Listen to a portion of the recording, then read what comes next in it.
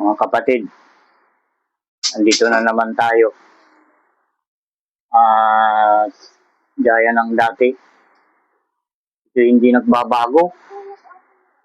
Kung ano yung mga salita ng ating Panginoong Sisaw Ama, yan ay nananatili at hindi kukupas, mga kapatid. Lalo dito sa huling araw. At yan na naman ang ating paghahati-hatian. Dapat nating pagkukulan ng pansin, mga kapatid, at tanggapin ng bawat isa. Bago yan, mga kapatid, saan man kayo naroon, ano man ang katuan sa buhay, ang biya, awa at kapayapaan ng ating Ama sa pamamagitan ng tiring ng kanyang pangalan anak na si Isa na ating Panginoon at ating Hari ng mga hari ay sumainyo nawang lahat. Siya nawa, siya nawa, siya nawa.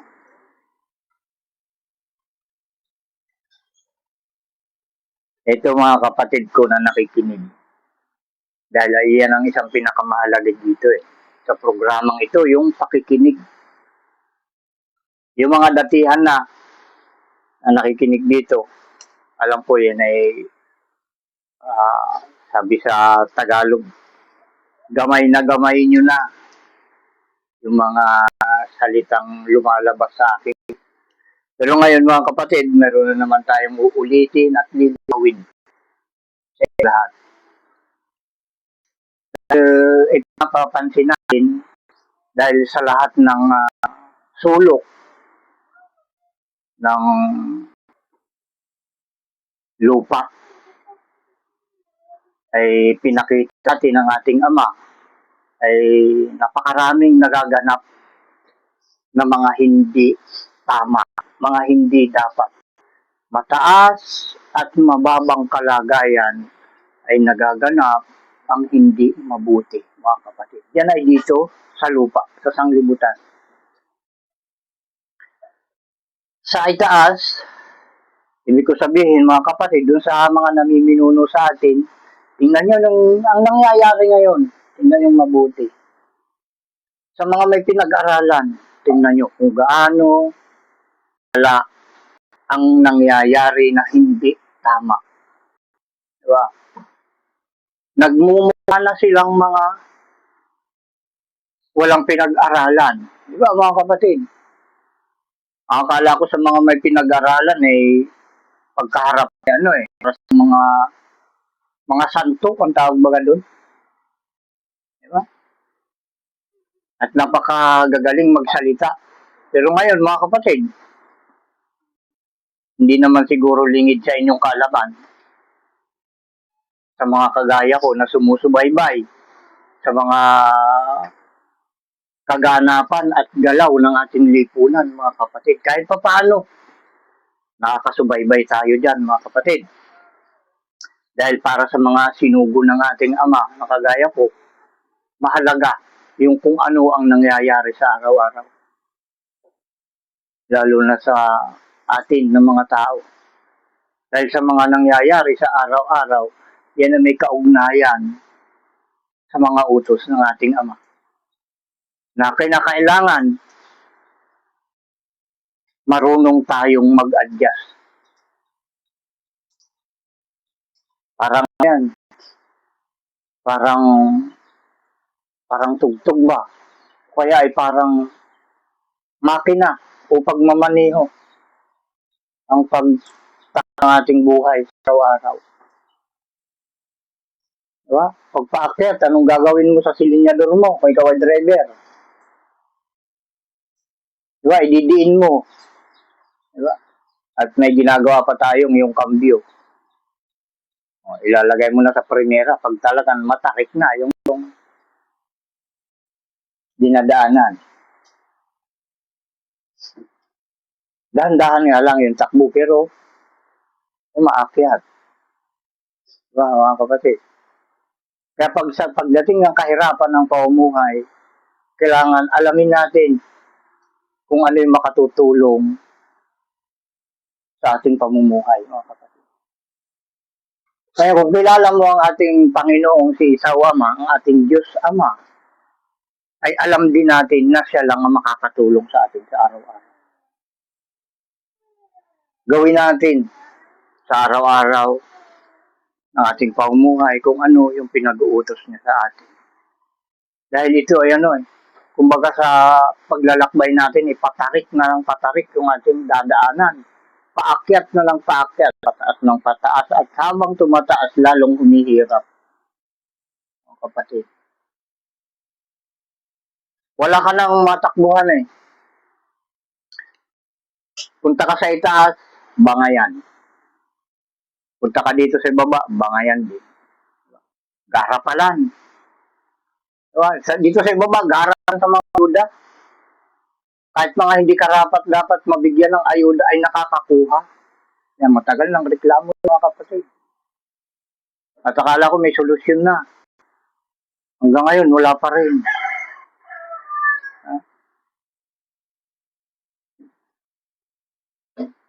Mga napipili lang mga kapatid. Mga nabibigyan ng biyaya. Ang ayuda na yan. Okay lang. Habang kumukuha ng ayuda, pero pag nakakuha na ng ayuda, pagdating mo na ng iyong barangay, ay doon mo maririnig. Yung ayudang yan ay para sa lahat. Yan. Oo nga naman. Yung mga kagaya ko nakakakuha. Pero bakit ako hindi? Diba? Yung kagaya nila, nakakakuha. Bakit yung mga yun ay hindi? Yung mga tanong, paparehas naman yung buhay. Diba? At mas wala pa yung pamumuhay yung mga hindi nakakakuha. Ayun, anong dahilan nun? Wala bang kapitan? Wala bang konsyal? Wala bang mayor? Dapat mag-asikaso sa mga karapat dapat mabigyan ng mga ayudang ganun, mga kapatid. Ito ay i-upload na naman natin at kailangan ito malaman na naman ng lahat. Ngayon, magawin naman tayo dun sa magawin naman tayo dun sa mga tao na sabi nung karamihan ay binibigyan ng gobyerno ng mga pagkakataong magbago. Yun daw mga nagawa na kasalanan. Pag ka naman doon, mga makakausap mo, mga kapatid, dahil nararanasan ko, ang mga makakausap mo, sumisip ng katarungan. Nandun sa kulungan, mga kapatid, yun ang masakit. Nakakulong ka, sumisigaw ka ng katarungan. Diba? Paano nangyayari yun sa buhay natin? Para sa atin ng mga sinugo ng ating Ama, kung may kagaya ko rin, nakikinig dyan.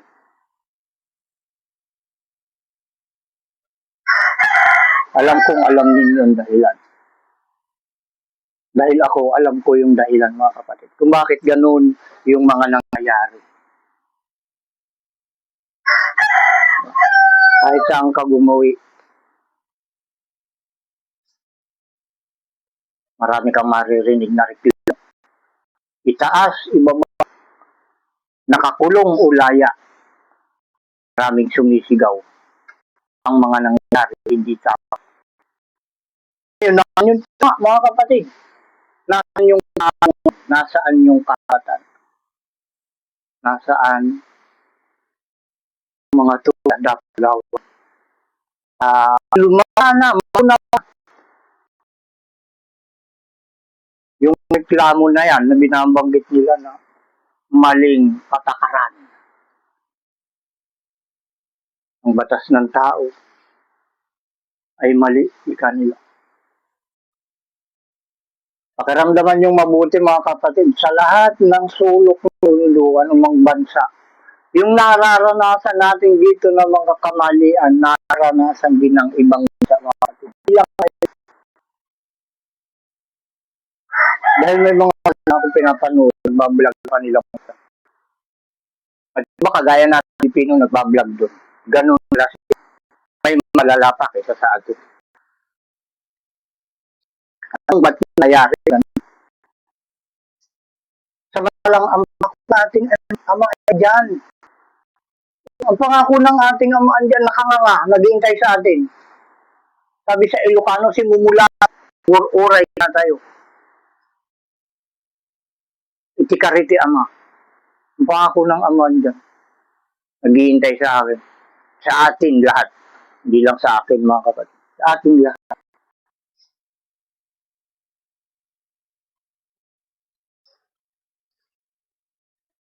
Mga kapatid, kaya nangyayari mga ganyan.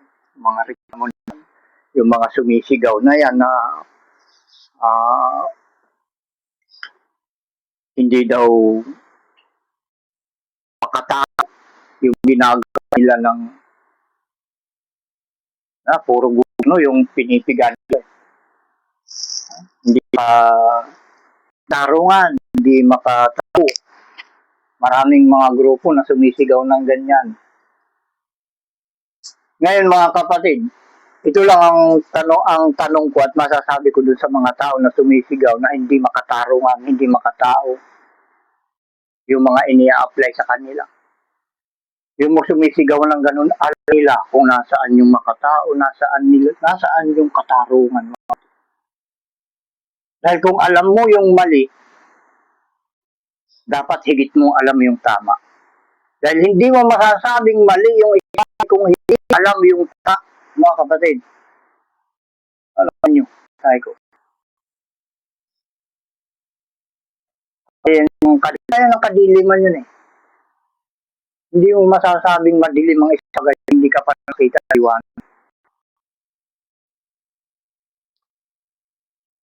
Kaya kulang. Hindi mo masasabing maitim ang bagay kung hindi ka nakakita maputo. Kagaya ng mga bagay yan, kapatid. Hindi mo masasabing malaki yung isang bagay kung hindi ka nakakita ng maliit. At hindi mo masasabing maliit yung isang bagay kung hindi ka pa nakakita ng malaki. Kagaya ng mali. Hindi mo masasabing mali ang isang bagay kung hindi ka pa nakakita ng tama, mga kapatid. Ngayon, kung alam mo yung tama, yun ang gawin mo. Kung alam mo kung nasaan yung tama, ilabas mo, mga kapatid. Kagaya nito.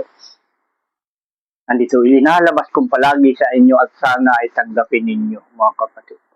Ito yung dahilan kung bakit ang katarungan ay hindi lumalabas.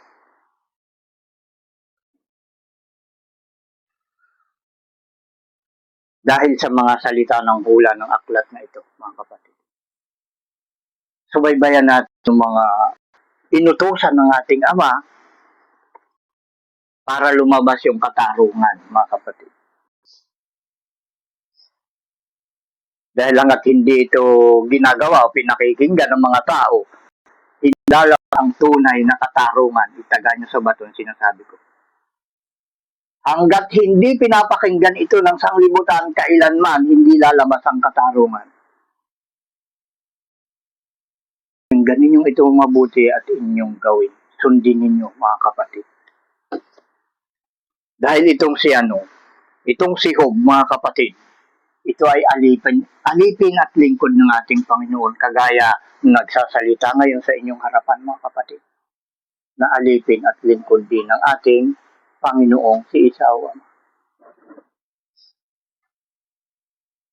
Simulan natin ito kay Job, mga kapatid, at tayo ay mapupunta kay Habakuk. Isa rin itong propeta na lingkod ng ating Panginoon. Ito yung magpapahayag sa atin ng mga dapat gawin upang lumabas yung katarungan, mga kapatid.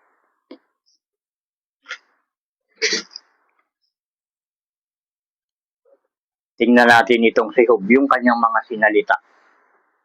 Andun sa Job 1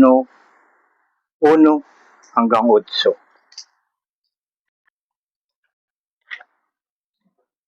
Ito yung mga awit, mga kapatid.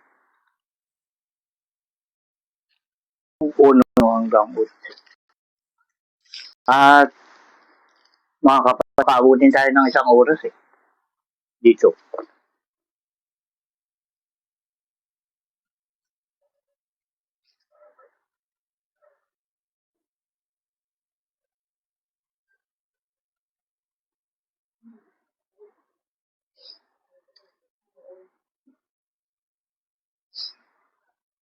Kuha nyo na si Job.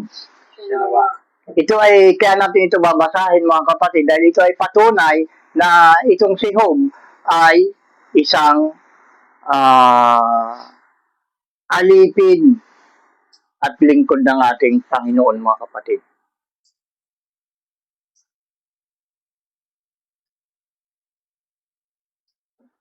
Basahin natin.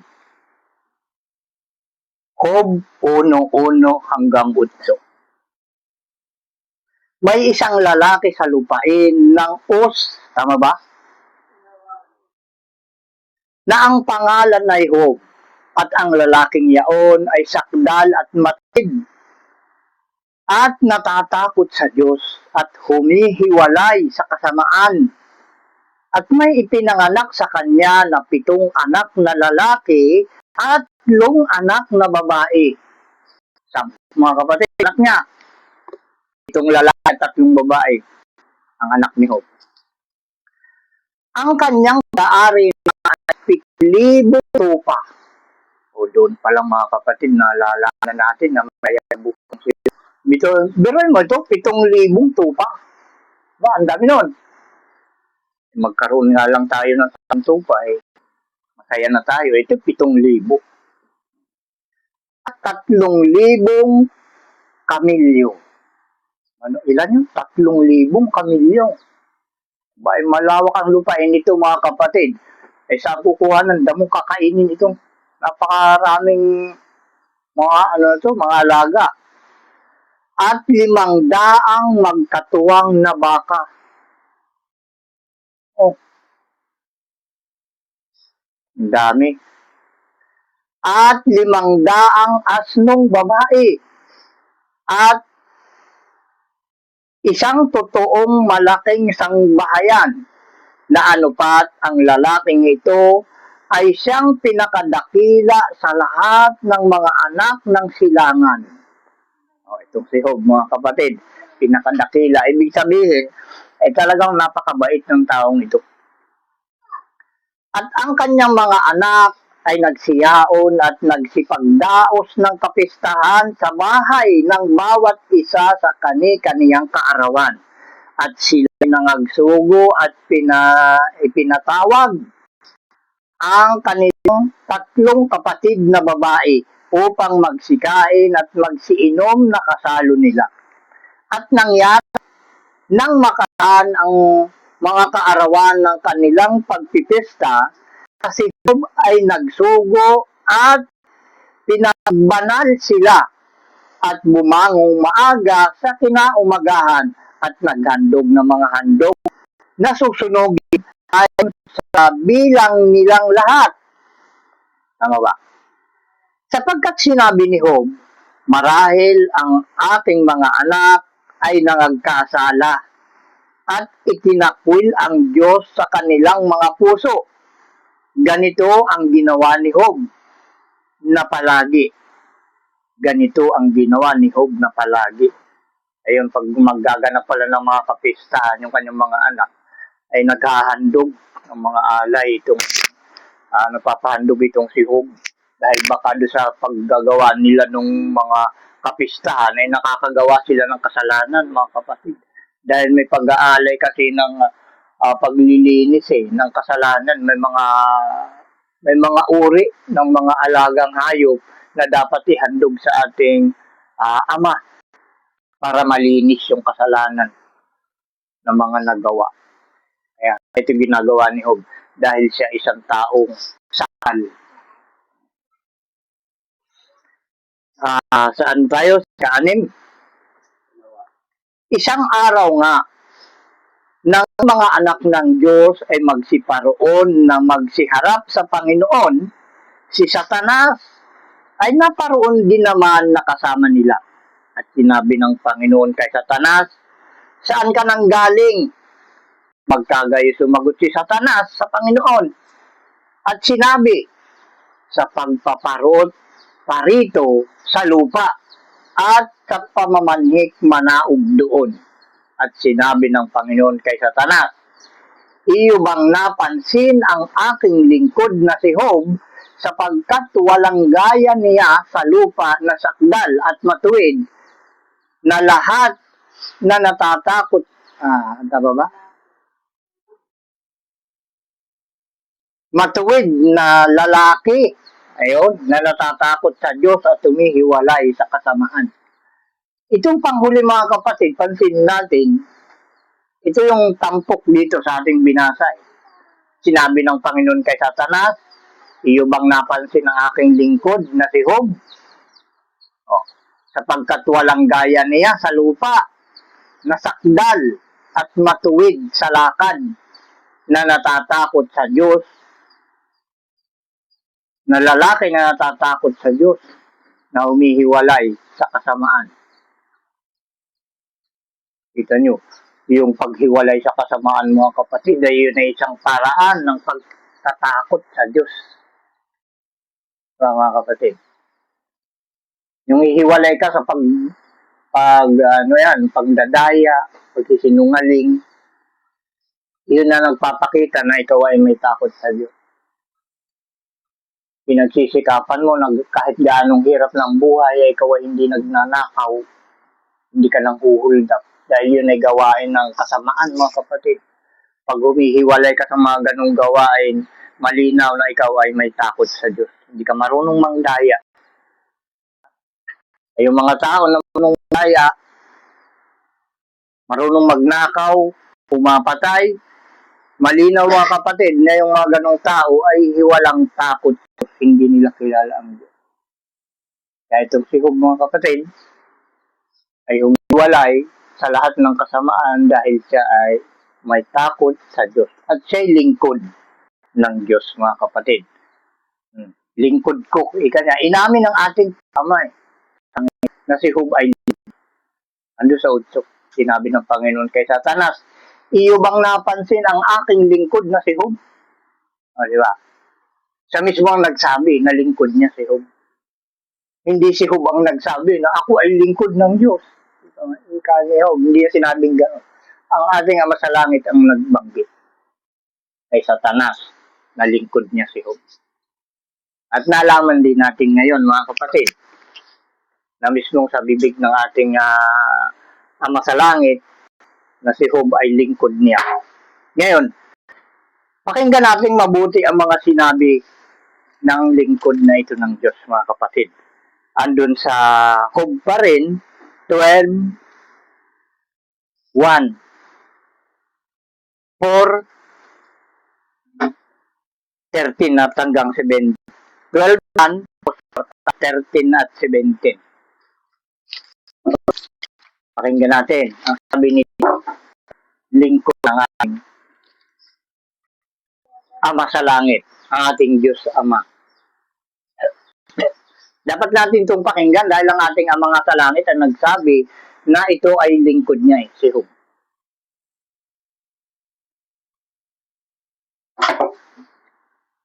Ano yung pagkabanggit? Job 1, 1:4, ay 12. 1:4, tapos 13 at 17. Okay. Sahin na natin yung 1:4 muna, tapos ay 13 hanggang 17.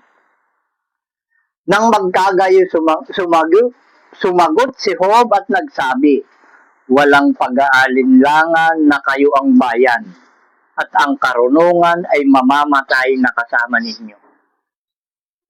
Yan. Ngunit ako'y may pagkaunawang ganin niyo. Hindi ako huli sa inyo.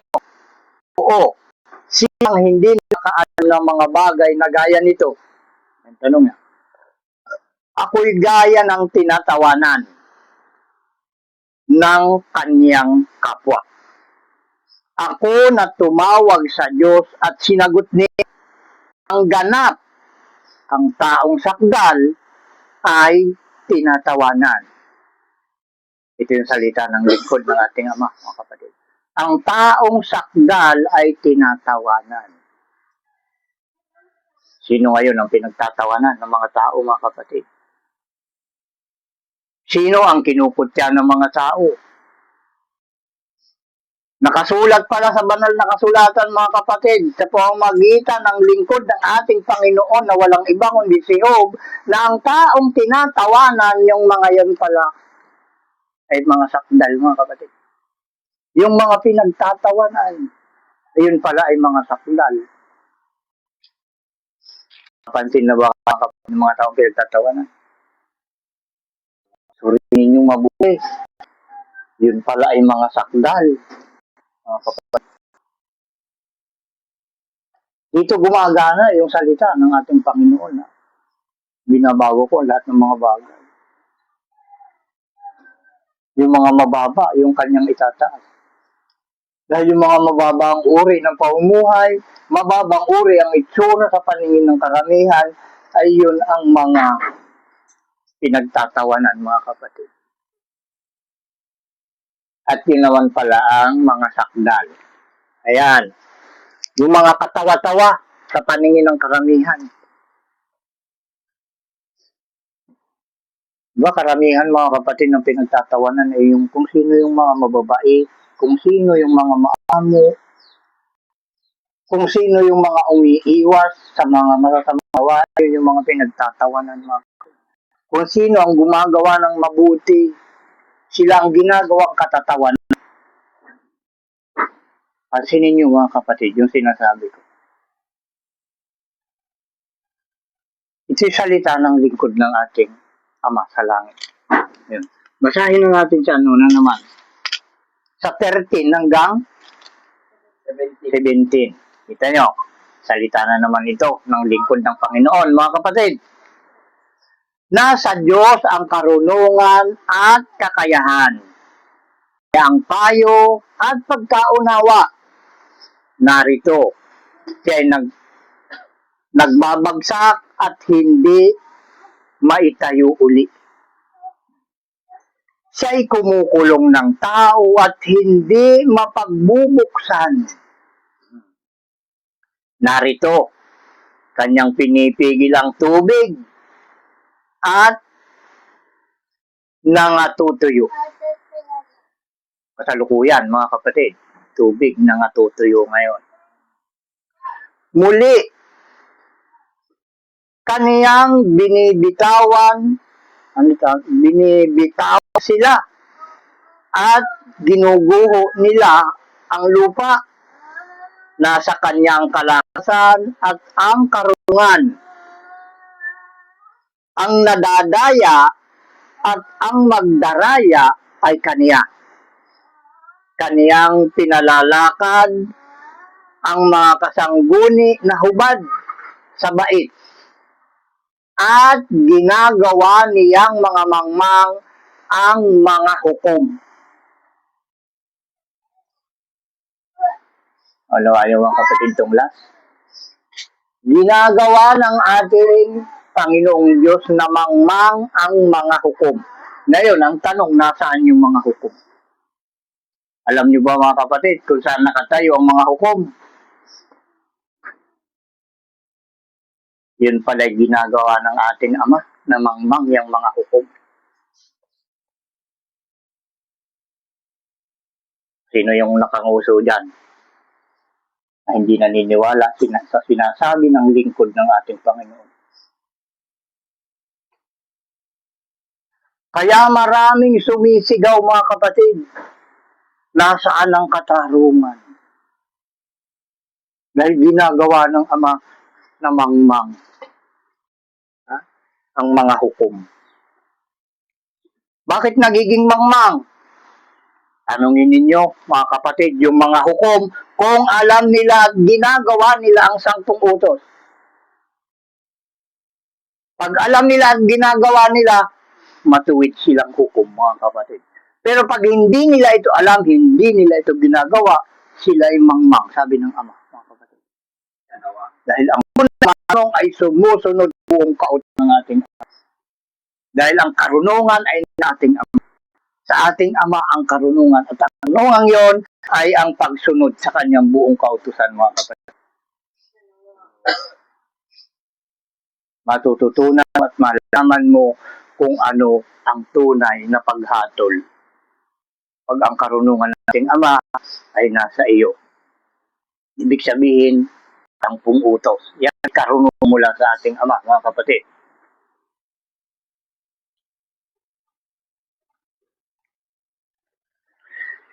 O ngayon,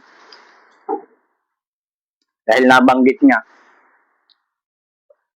doon sa unang aral nating narinig, na maraming sumisigaw, masalang katarungan, dahil ang mga hukom pala ay ginawa na ng ating Ama na mangmang dahil sa hindi nila pagtupad sa buong utusan. Doon naman tayo kay Habakuk, mga kapatid. Unang 4. Hanapin natin si Habakuk sa ang gawa. Habakuk ba yun? Anong page?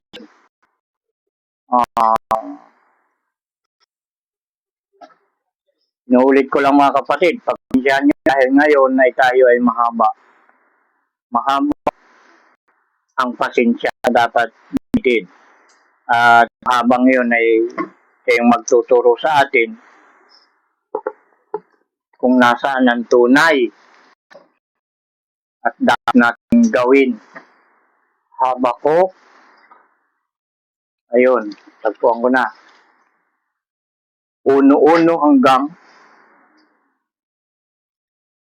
4. Kuha nyo na. Unawain nating mabuti, mga kapatid. Dahil ang title nitong ano na to, pag ito ating ini-upload, ang title nito ay bakit hindi lumakas ang katarungan. Ayan.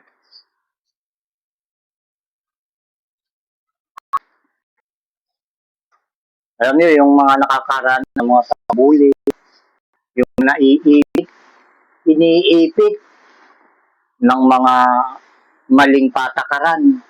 Pag itinig nyo, mga kapatid, magkakaroon kayo ng pag-asa.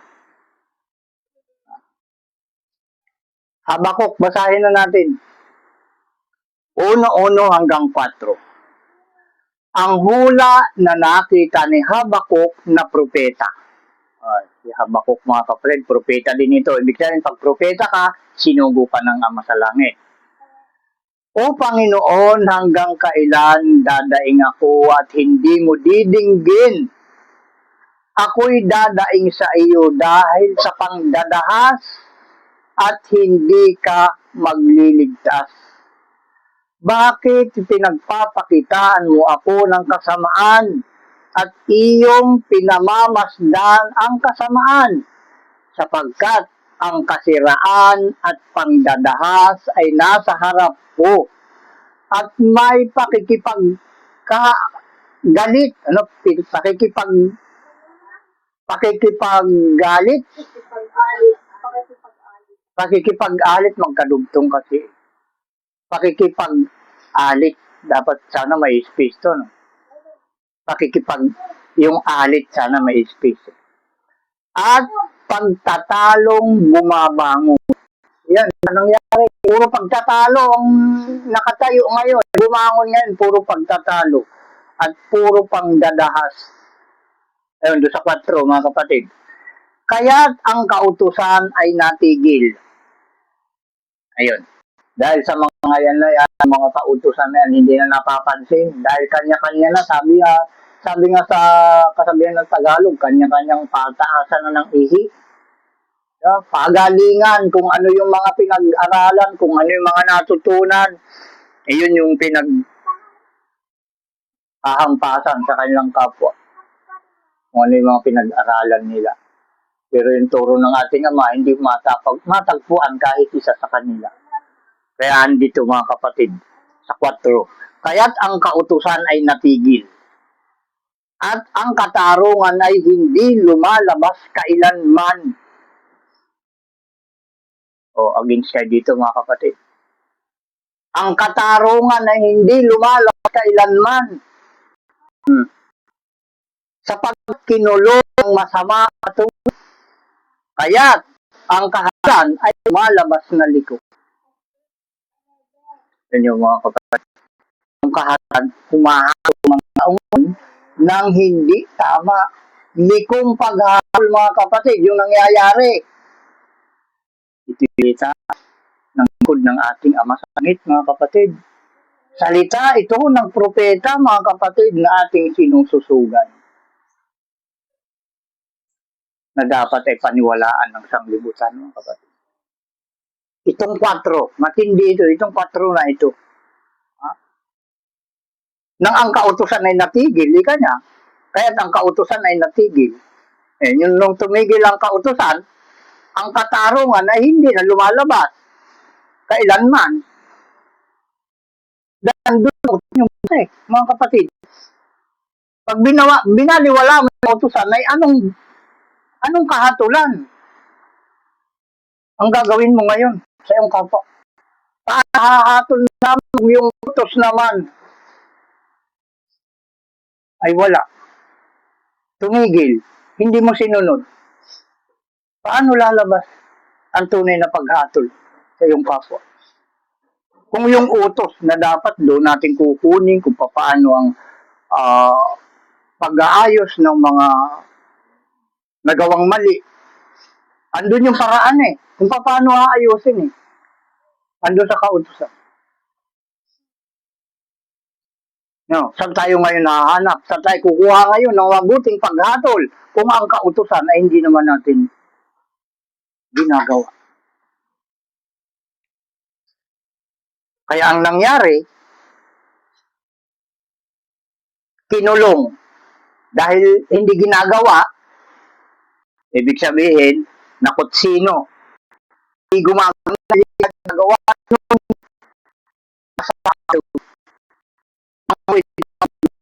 hindi yung 10 utos Bakit hindi linalabas? Dahil kinulungan ng masama. Dahil kung mabuti ka, kung matuwid ka, kasama mo ito Itong 10 utos, mga kapatid. Ngayon, pag hindi mo kasama itong 10 utos, hindi ka matuwid. Ikaw ay masama, mga kapatid. Kahit ang kahatulan ay lumalabas ng liko. Naunawaan nyo, mga kapatid. Ito yung dahilan ng paghihirap ng sanglibutan. Yung 10 utos ay kinalimutan. Kaya kung sino man yung gusto ngayon na makarating sa tunay na katarungan at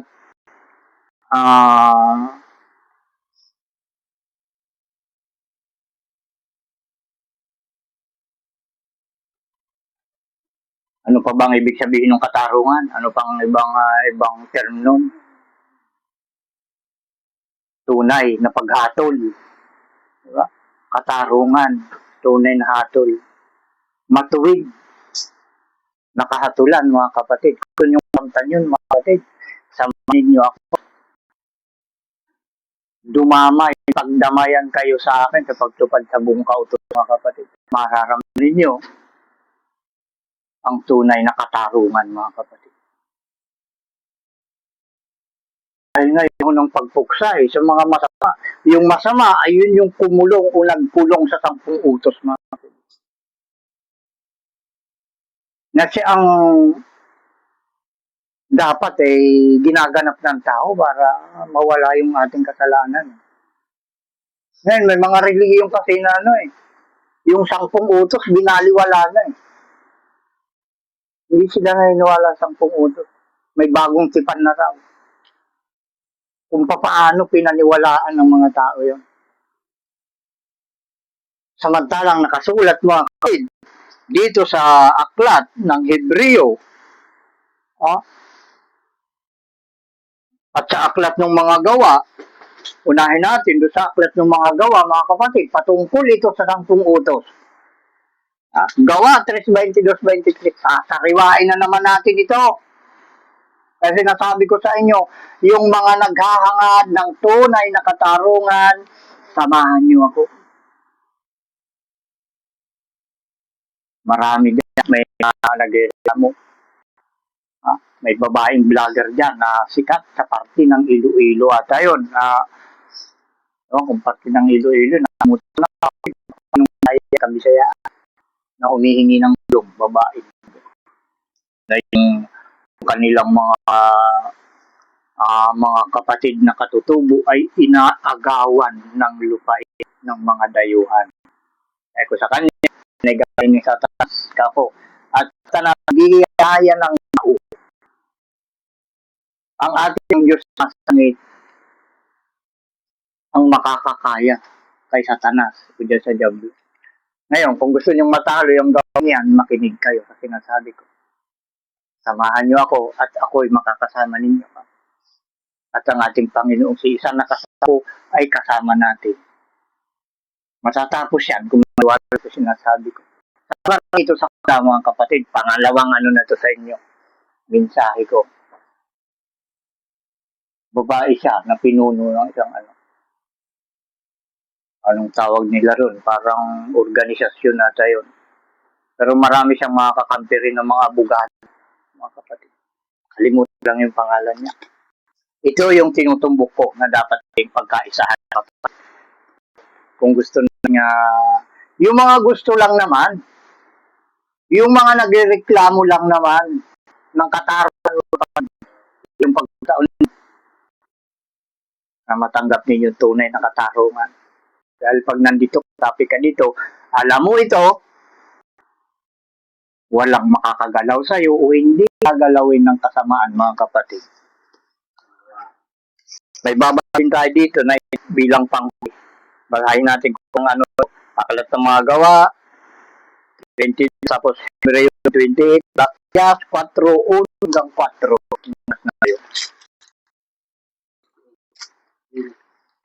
Ay, kayang-kaya. Aklat ng Gawa, nakuha nyo na agad. Bilis din sa atin dahil pati natin itong nababanggit. Ito lang pinaulitin ngayon sa mga baguhan pa lang makakaroon itong mga kapatid. Kagaya nung binabanggo, yung vlogger na bago na Negros ata yun, Negros.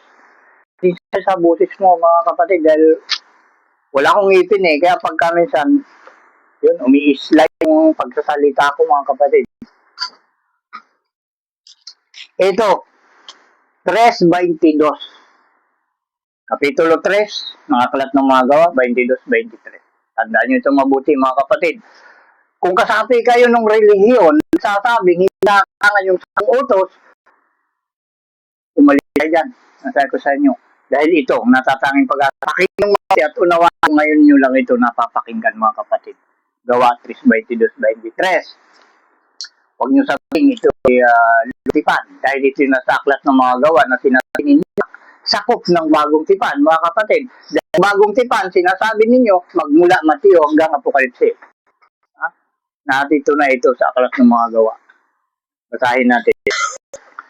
Tunay na sinabi ni Moises. Tunay, tunay mga kapatid. Alam niyo ibig sabihin ng tunay? Sa English ata, original eh. Tama ba tayo?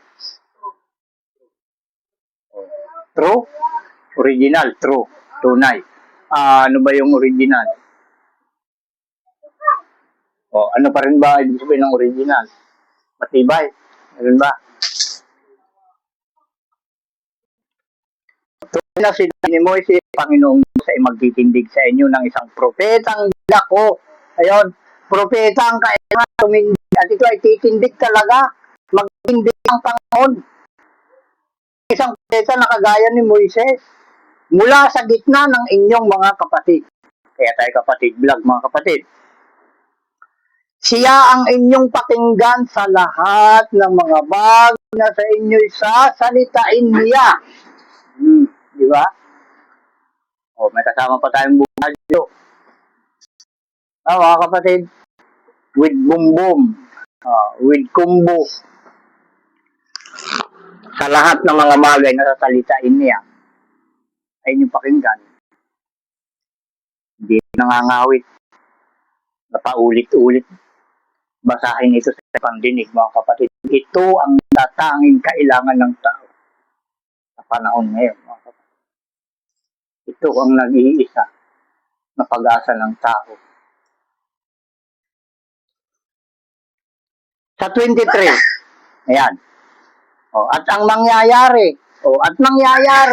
ng bawat kaluluwa na hindi makinig sa propeta ay pupaing lubos sa mula. Kaya lang yan. Alam nyo ba, ibig sabihin ng pusain, mga kapatid? Lilipulin. Tayo mga kapatid, yung paglipol at pagpuksa. Diba, isang kahulugan eh. Puksain, lilipulin. Ito ay may ano pa. Nandun pa sa Hebreo. May patunay dun sa Hebreo, mga kapatid. 10:28.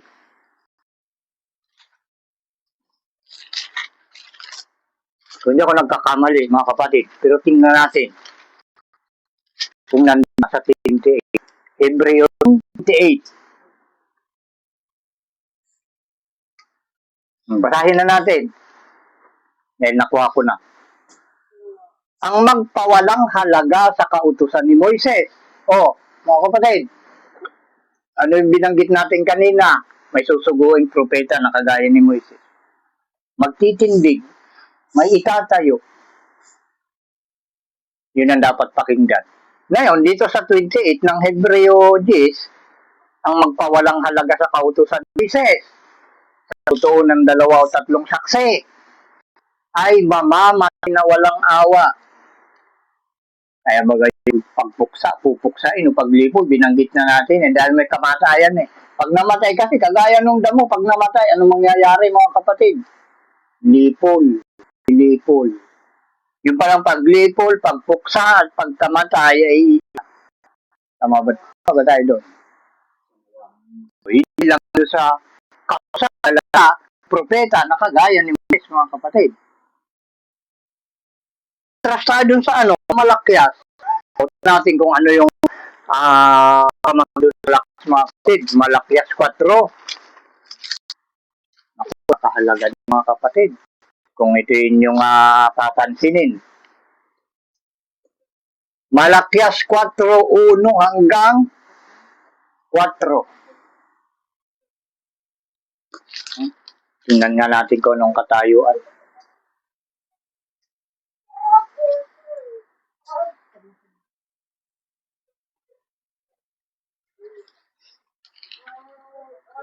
Propeta din pala ito mga kapatid. Si Propeta Malakyas.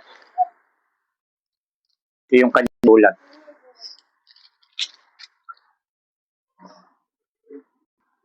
Ano? Ating basahin na ito mga kapatid. Muli natin ito. Malakyas 4 ang 4. Pansin natin mga kapatid yung title o pamagat niya. Panghuling payo. Okay, tanyo panghuling payo. Alam niyo mga kapatid, yung panghuli ng mga gawain ay nangyayari yan sa huling araw eh. Di ba mga kapatid? Lahat ng mga bagay na huli ay nangyayari din sa huling araw. Ano yung huli sa English? Last trip na tayo. Last day. Last hour. Diba? Kaya itong panghuling ito ay nangyari dito sa mga kapatid. Kaya basahin natin itong panghuling payo. Pakinggan natin mabuti mga kapatid. Inuuto doon sa mga tao na naghahangad ng tulong at taman sa mga ako rito. Kasama nyo ako at ang Panginoon si Sadrama ay kasama natin. Tingnan natin. Malakyas 1, ito hanggang 4 sa pamamagitan ng panghuling payo. Pagkat narito ay dumarating na nagniningas na parang hurno at ang lahat na palalo at ang lahat na nagsisigawa ng kasamaan ay magiging parang dayami at ang araw na dumarating ay susunog sa kanila, sabi ng Panginoon ng mga hukbo, na pat hindi mag-iiwan sa kanila ng ugat ni sangaman. Kaya pala ganito ng panahon mga kapatid. Itong panghuling payong ito ay nagaganap dito ng araw. Ay lang isang panahon susuri, kapatid. Yung susuri apoy, alam niyo yung taon namin, dito sa tinatayuan natin, 57 degrees tayo dito. Cagayan, Tugigaraw. Diba? Napakainit.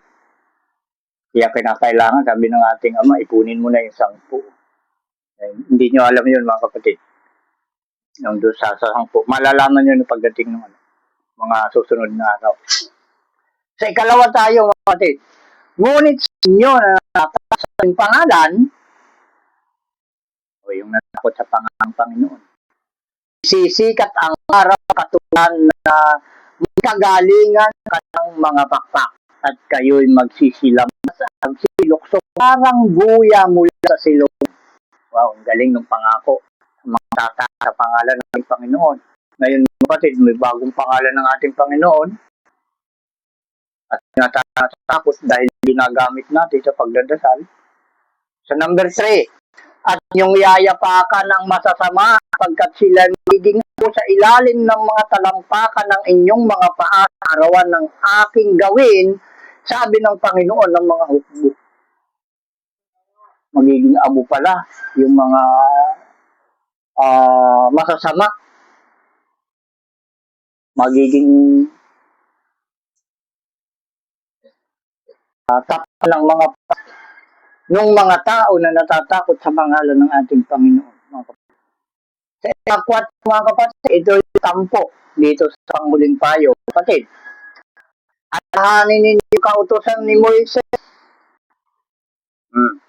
na aking lingkod, nang inito sa kanya sa Horeb, para sa buong Israel, sa makatuwid bagay, ang mga patuntunan at mga kahalan na doon nakasalalay, mga kapatid, ang tunay na katarungan. Hanggang dito muna tayo, mga kapatid.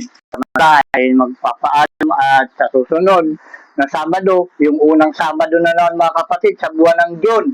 Dahil huling Sabado na tayo ngayon ng buwan ng Mayo at sa 30 tayo, mga kapatid. Doon muli tayo ay magkikita-kita. At muli, saan man kayo naroroon, anong tatuwa sa mga kapatid, ang biya, awa at kapayapaan ng ating Ama sa pamamagitan ng Espiritu ng kanyang Panginoon na si Isa na ating Panginoon ng mga Panginoon at ating Hari ng mga Hari ay sumainawang natin. Siya nawa at siya nawa. Siya nawa at siya nawa. Pakinggan niyo mga kapatid dahil may kailangan doon sa nakasulat. Ayun sa nakasulat sa ni Hebreo 10:28.